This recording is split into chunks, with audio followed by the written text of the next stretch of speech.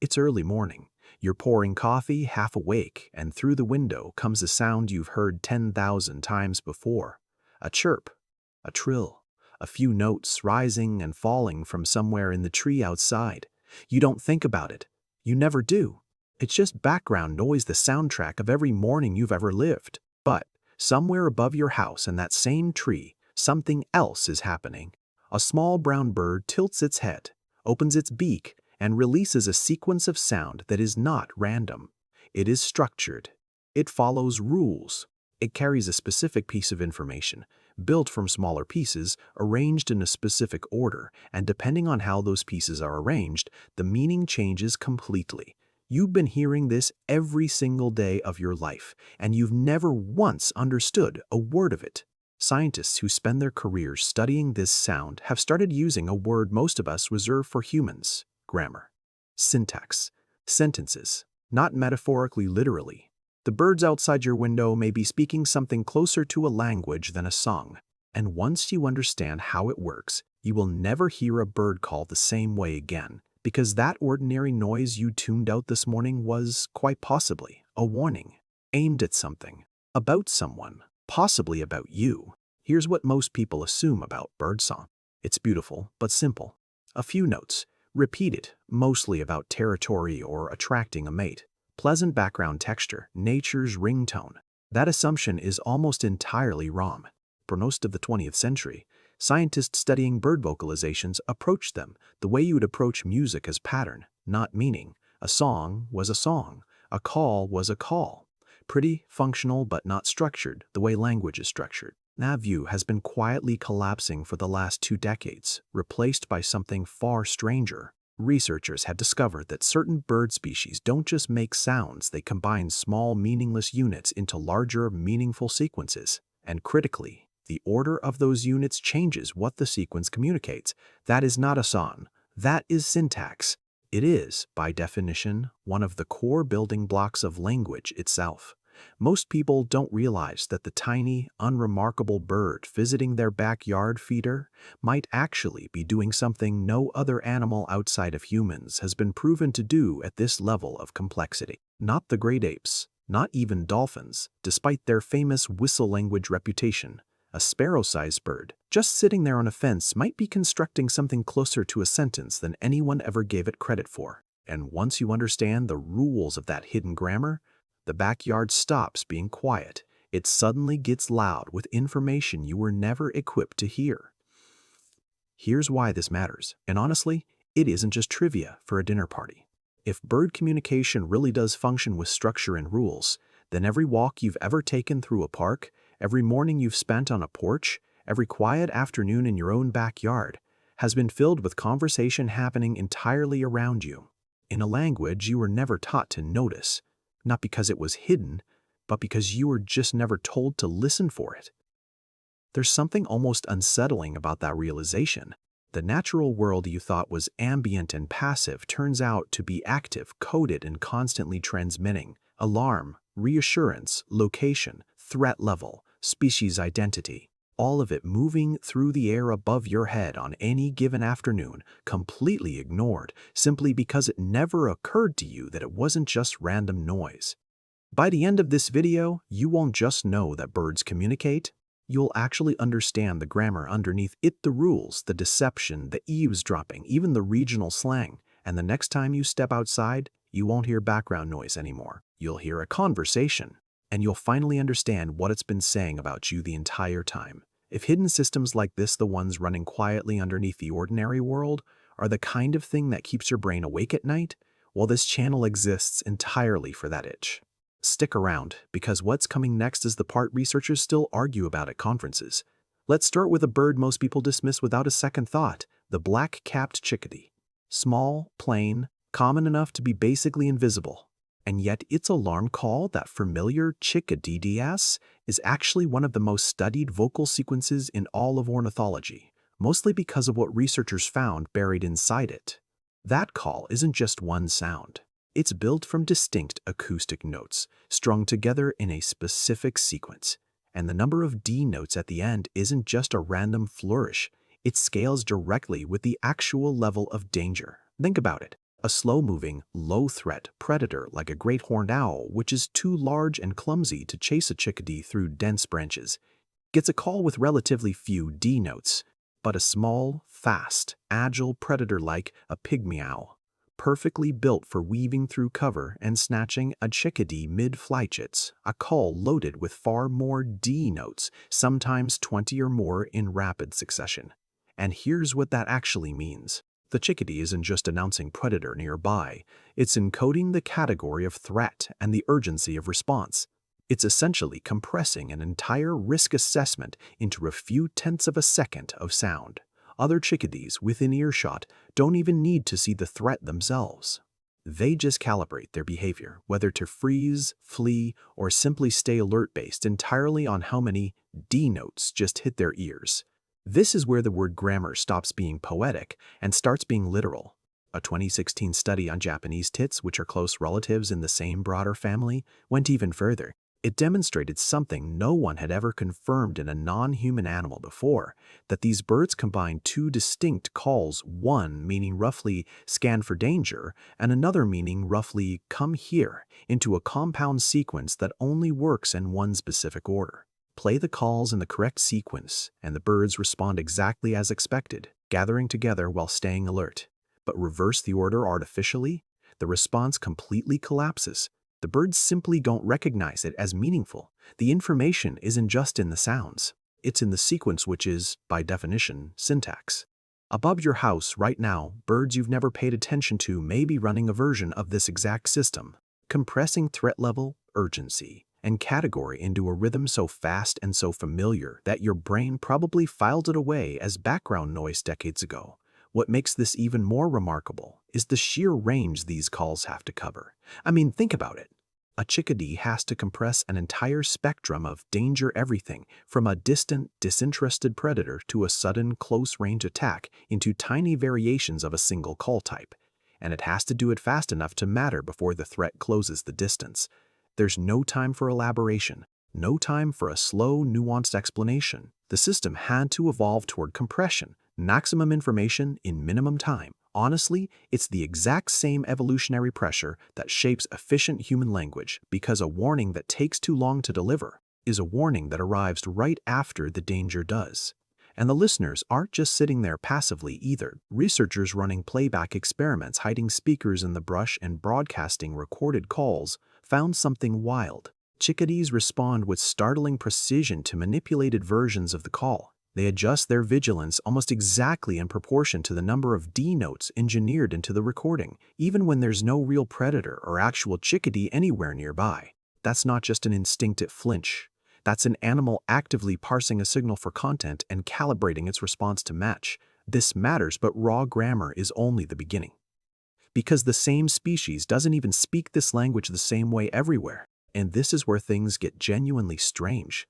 Here's something that kind of trips up even seasoned bird researchers the first time they run into it. Birds have accents.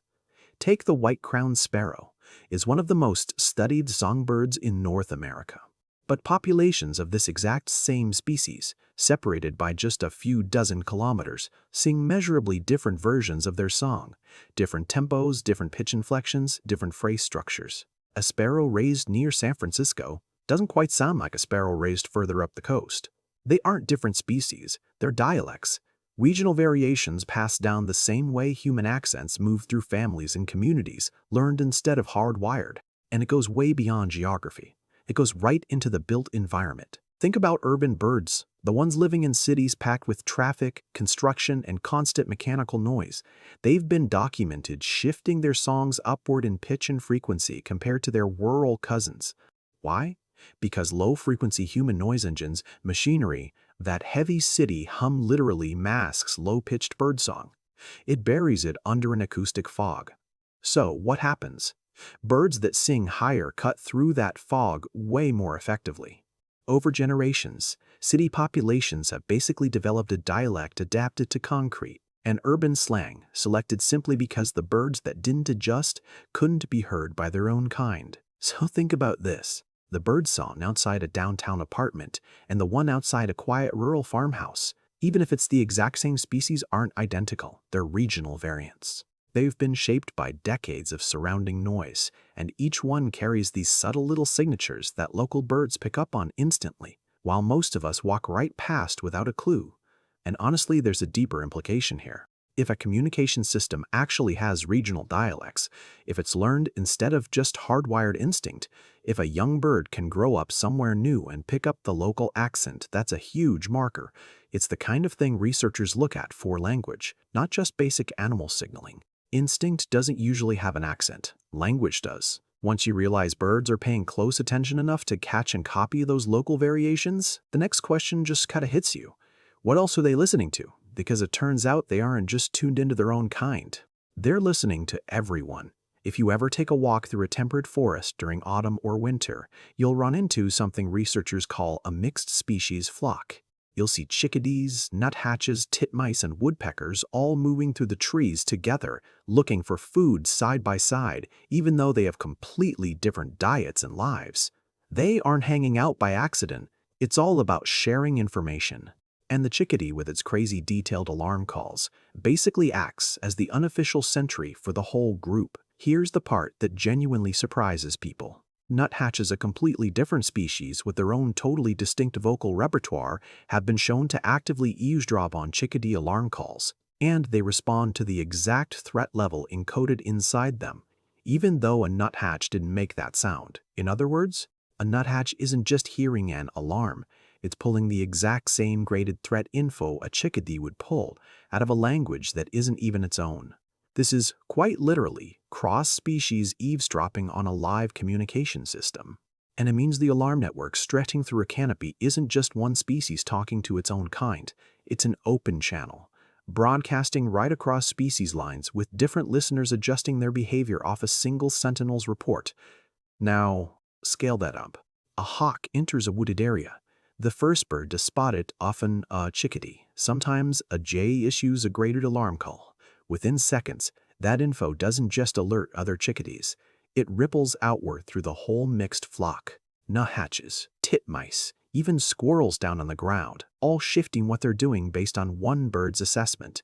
Transmitted through sound, understood instantly without translation across species boundaries that took millions of years to diverge. Think about what that actually means for your own backyard. That sudden hush, that scatter of small birds vanishing from a feeder all at once, it isn't a coincidence. It's a network responding to a broadcast. One voice, understood by many, moving way faster than the actual threat. There's a survival logic underneath all of this that's really easy to miss. Joining a mixed species flock means more eyes and ears scanning for danger, but without the heavy metabolic cost of having to post your own guard every single day. A nuthatch that can accurately read a chickadee's graded alarm gets a free early warning system it never had to evolve on its own. And what does it give back? Often it contributes its own scanning behavior or just adds to the head count. More bodies moving through the canopy means more chances of spotting an approaching hawk before it's within striking range. The flock ends up acting kind of like a shared nervous system, spread out across multiple species, held together entirely by trust in a language none of them speak natively, but all of them have learned to read. Except, here's where the story takes a darker turn.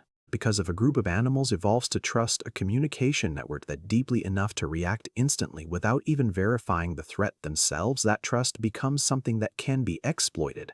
And in the wild, wherever there's a signal worth trusting, there's eventually going to be a species that learns how to fake it. Meet the fork-tailed drongo.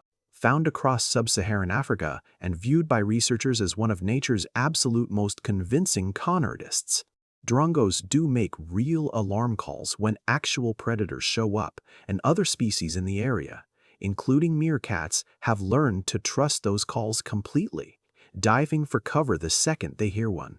That trust took generations to build, and the drongo has learned how to weaponize it. When a drongo sees a meerkat catch something good like a beetle or a grub worth stealing, it'll sometimes sound a fake alarm. It mimics the exact sound of a real predator. The meerkat trusts the system because it's never been lied to before, so it drops the food and bolts for cover. And just like that, the drongo swoops in and grabs the abandoned meal. No predator, no danger, just a lie wrapped up in the exact grammar of the truth. And honestly, here's where it gets pretty wild. Researchers watching this behavior found out that meerkats actually catch on eventually.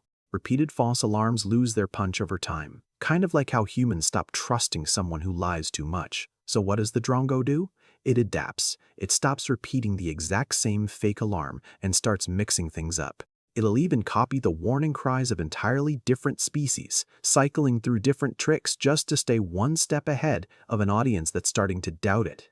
This isn't just simple mimicry, it's strategic, adaptive deception. It's a bird actively managing its own credibility so it can pull off a successful lie. And drongos aren't the only ones. Certain jays and other corvids have been caught throwing fake alarms just to clear competitors away from a food source, only to swoop back down once the coast looks clear, even though it isn't. Which means that an invisible communication network stretching across a tree canopy or your backyard isn't just a basic newsfeed, it's an entire economy of trust. It's constantly tested, sometimes exploited, and quietly defended by species learning generation after generation who's actually worth believing. And if birds can do this, real signals, fake signals, adaptive strategy, managing trust well, a pretty heavy question starts to form. How deep does the actual structure of this language go? Because the biggest discovery here isn't about vocabulary, it's about sentences. This is the exact spot where the study of birds quietly collided with linguistics, and honestly, neither field has really been the same since. Think back to the Japanese tit, the species that first proved wild birds use compositional syntax. Researchers isolated two specific calls in their toolkit. One basically means alerted, scan for danger. The other means approach, come closer. On their own, each call triggers the exact behavior you'd expect. Hearing the first one makes birds tense up. Hearing the second makes them move toward whoever is calling. But when Japanese tits put both calls together into a single sequence alert, then approach, something incredible happens. The other birds react with a combined behavior. They move closer to the caller, but they stay completely vigilant, scanning the area as they go. But here's the thing. That combined reaction doesn't happen if you play those exact same two calls in reverse. Switch the order around, and the birds just stop responding. It's like the sentence got scrambled into total nonsense. That single detail is the entire discovery. It's not enough for birds to just string sounds together. The order has to be correct, or the meaning completely collapses, which is actually the exact same hallmark linguists use to define syntax in human language. A sentence isn't just a random bucket of words, it's how those words are arranged. The hawk sees the sparrow, and the sparrow sees the hawk use identical vocabulary, but they mean opposite things. Japanese tits, it turns out, are playing by a strikingly similar rule. This single finding reframed decades of assumptions. If a wild bird can combine simple units into structure sequences where order changes meaning, then birdsong isn't simply signaling, it's approaching the architecture of grammar itself. No, it's not human language, and it's not close to human language in terms of sheer complexity or flexibility, but it is a real, functioning, rule-governed compositional system, one that evolved entirely independently in a lineage that split from our own hundreds of millions of years ago, which honestly raises a question no one can fully answer yet. How many other species are doing this? Quietly, right now, in trees, on fences, above rooftops, completely unnoticed, simply because no one has bothered to run the experiment. Step back for a second and look at everything you now know. A single species compressing threat level into the exact number of notes in a call. Regional dialects shaped by geography and shifted by the constant noise of cities. A cross-species network of eavesdroppers translating a language that isn't even their own in real time. A predator of trusted self, weaponizing the very signal an entire ecosystem depends on. And underneath all of it, actual syntax. Sequence-dependent meaning, the architectural signature of grammar, hiding inside a sound so ordinary you filtered it out of your hearing for your entire life. None of these discoveries happened decades ago, buried in dusty old textbooks. Most of this, the graded alarm calls, the compositional syntax, the deception strategies, has been confirmed within just the last 15 to 20 years. And it only happened because of tools that didn't exist before. High-resolution audio analysis, playback experiments, and statistical modeling powerful enough to detect patterns the human ear was never built to catch, which means the story isn't finished. Researchers studying avian communication routinely describe the exact same feeling. They feel like they're standing at the edge of something enormous, having only just learned to read the first few words of a language spoken constantly, everywhere, by creatures small enough to fit in your palm. Some scientists in this field have even started asking a question that sounds almost absurd out loud. How many species are we misreading entirely, simply because we assumed birdsong was decoration rather than data? For most of human history, we had a name for this sound that made the assumption for us. We called it song. We called it beautiful, ambient, incidental, and accident of nature pleasant enough to write poetry about. But here's the thing, that one word alone may have delayed science by decades. Because nobody goes looking for grammar inside something they've already decided is just music. And that brings us right back to the coffee cup, the window, and that ordinary morning where this all began.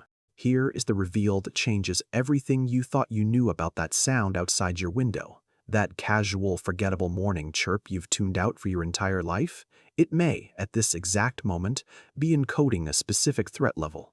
It may be broadcasting across species lines to birds that aren't even the same kind as the one making the sound.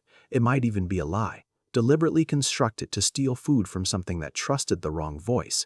Or it could be a sentence, an actual, sequence-dependent, rule-governed sentence, assembled from smaller units of meaning understood perfectly by every bird within range, and utterly invisible to the human standing 3 meters away with a coffee cup in hand. You are not surrounded by background noise. You never were. You're surrounded by a language older than your species, running constantly at a volume and pace your ears were never trained to parse as anything other than mere ambience. Every backyard is a broadcast tower. Every fence post is a podium. Every dawn chorus is dozens of independent transmissions overlapping in real time.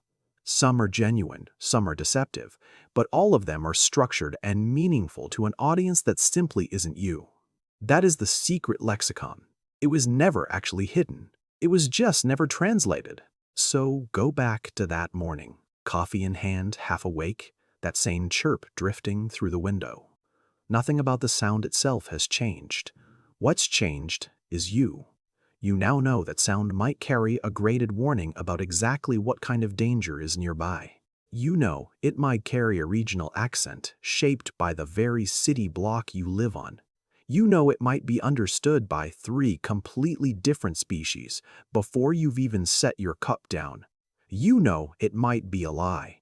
And you know more than anything else that somewhere inside those few notes there is a structure. An order, a sequence, a grammar doing exactly what your own sentences do, turning small sounds into shared meaning.